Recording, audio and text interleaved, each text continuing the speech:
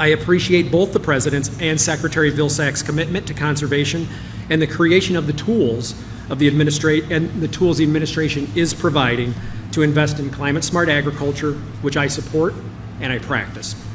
Mr. President, we are very honored to have you here, and the farming community stands ready to maximize production, which we do so well in this time of world need.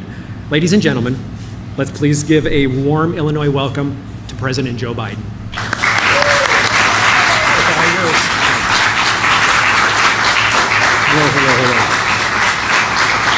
This one working? There you go. Please sit down. One of the things I want to put to rest, everybody looks at me and says, have you ever been on a farm? And I remind them that what nobody knows. I come from the state of Delaware. I represented Delaware for 36 years in the United States Senate before I became vice president. Single largest industry in Delaware and the Delmarva, Delaware, Maryland, Virginia Peninsula, that peninsula that goes down, is agriculture. It's a $4 billion industry. $4 billion, that whole peninsula. And we have more chickens than there are Americans, more broilers. And so, you know, I've been very, let me put it this way. If I didn't know something about farms, I'd have been a United States Senator for 6 years, not 36 years. But every part of the country is different. Every part of the country is different. But before I go on, I want to pay a little bit of a tribute to this guy right here. I'm going to embarrass you a little bit. This is the man who happens to be the son of the owners of this farm. And this guy is doing, you know, there's an old expression, God made man, then he made a few firefighters. Not a joke. Firefighters are incredible. Who's else crazy enough to run into flames, you know? But all kidding aside, what you're doing in terms of helping conservation as well out in Wyoming is astounding. It really is. I've been to, I don't want to make you stand, I'm sorry. But the whole point of my raising this is, and we're not going to be able to talk much about it today, but conservation is also pretty darn important, and climate is pretty important. I've been to every major fire but two this year because FEMA is working again. We show up. We don't wait. We don't have to wonder. Governors only have to call me once. And here's the deal.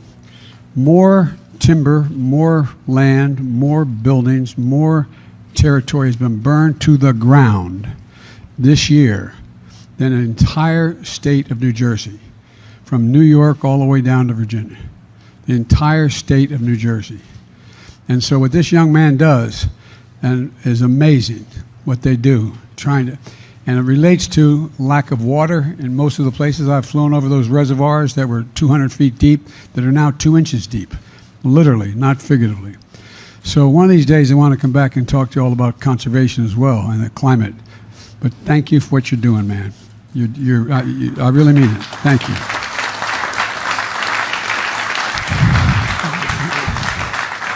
Folks, I know it's hot in here, so I'm not going to talk more than an hour and a half.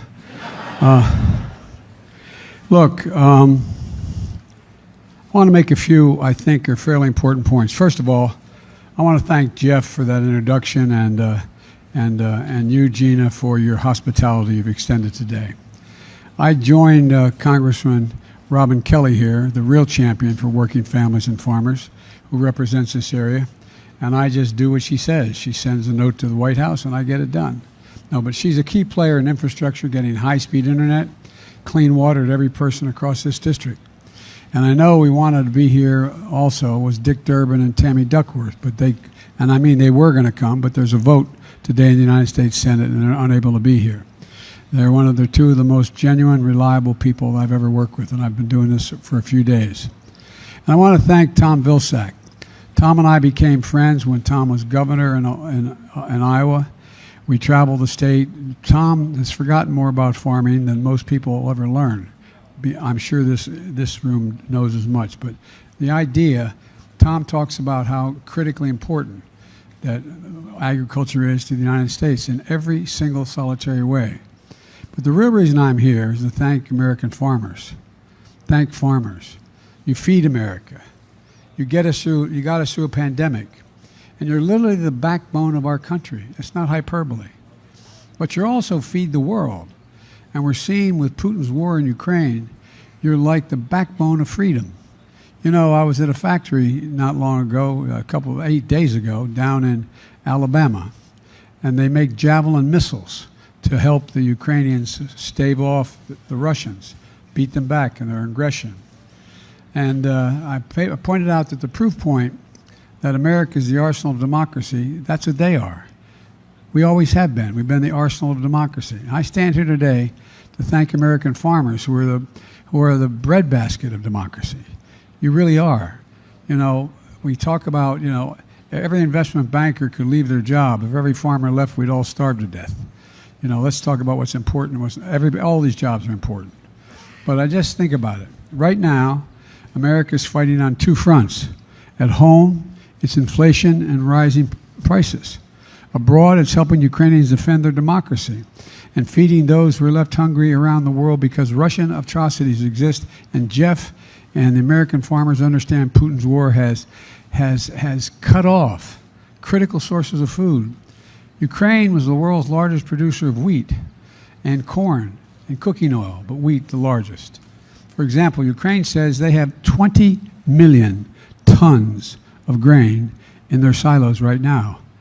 20 million tons. And guess what? If those tons don't get to market, an awful lot of people in Africa are going to starve to death because they are the sole supplier of a number of African countries. Somalia, I won't go through them all. But the point is this, that because of what the Russians are doing in the Black Sea, Putin has warships, battleships, preventing the access to Ukrainian ports to get this grain out, to get this wheat out.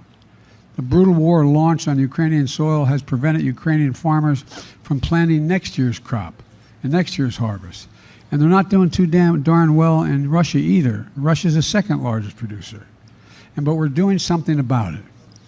And our farmers are helping on both fronts, reducing the price of food at home and expanding production and feeding the world in need. You know, I just toured Jeff's beautiful family farm. 800 acres of soybeans, corn, and wheat. We talked about farmers all across America, what they're experiencing today. In addition to Putin's war in Ukraine, it's been cold and wet this spring, like it is cold today. We waited for 90-degree weather until I showed up here.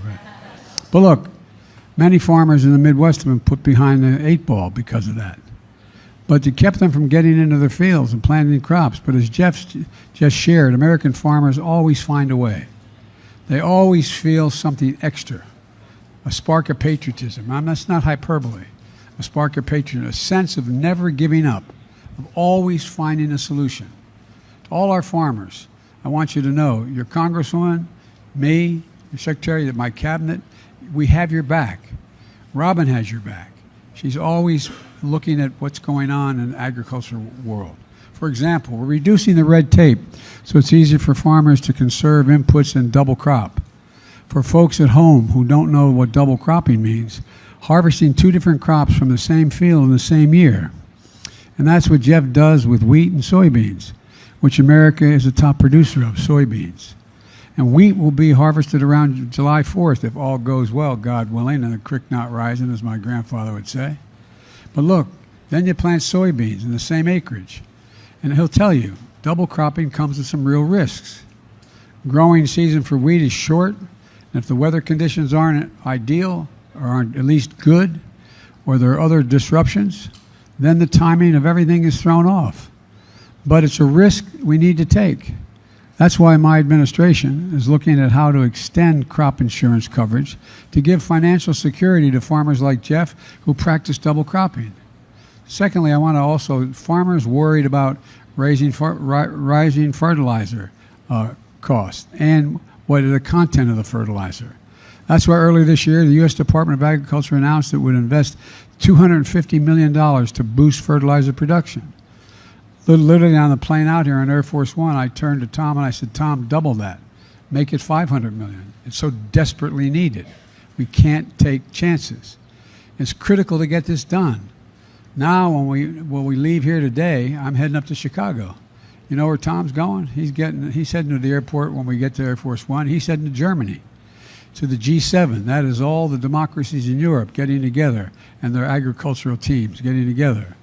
North America, Europe, and Asia, they're all part of it. And to solve some really big problems.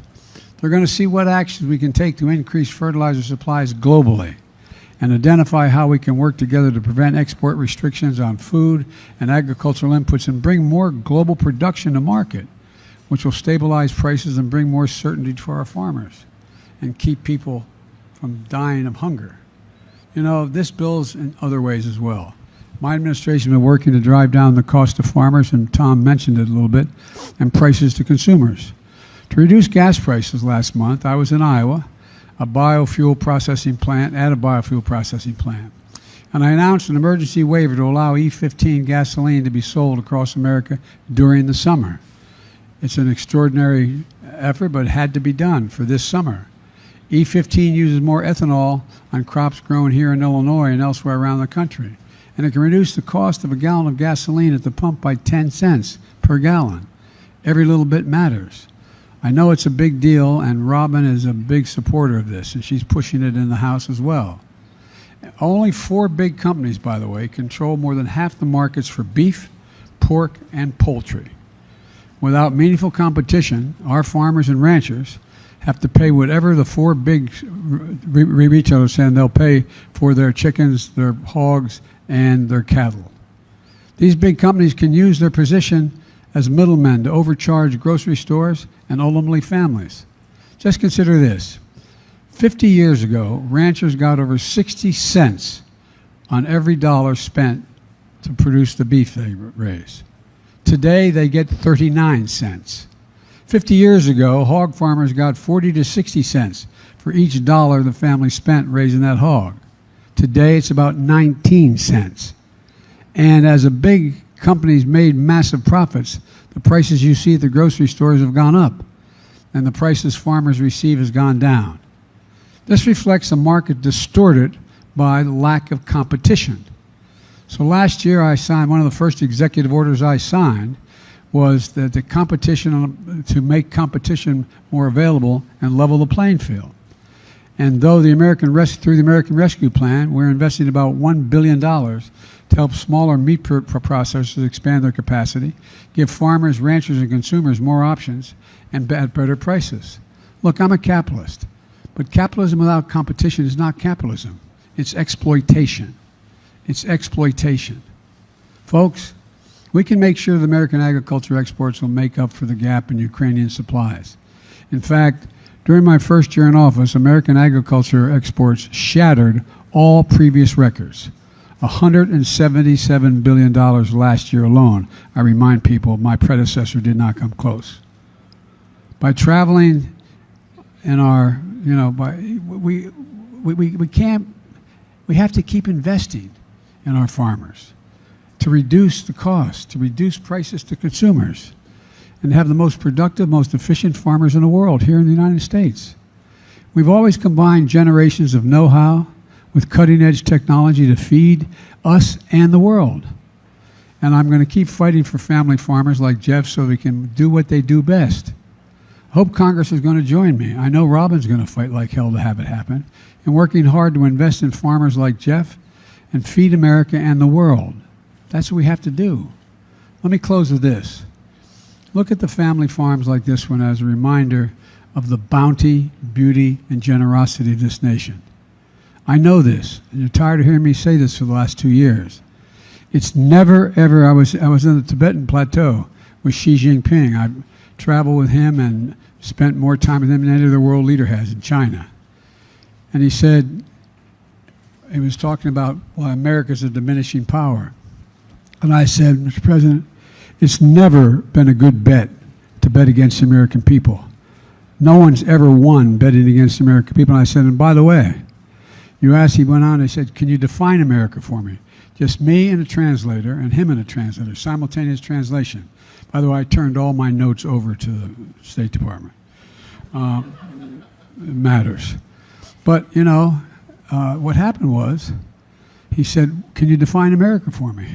And this is God's truth because it's been quoted 1,000 times now.